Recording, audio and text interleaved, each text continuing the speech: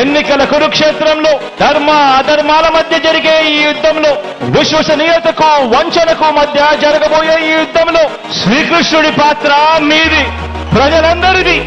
అర్జునుడి పాత్ర మీ బిడ్డది, మీ అన్నది, మీ తమ్ముడిది.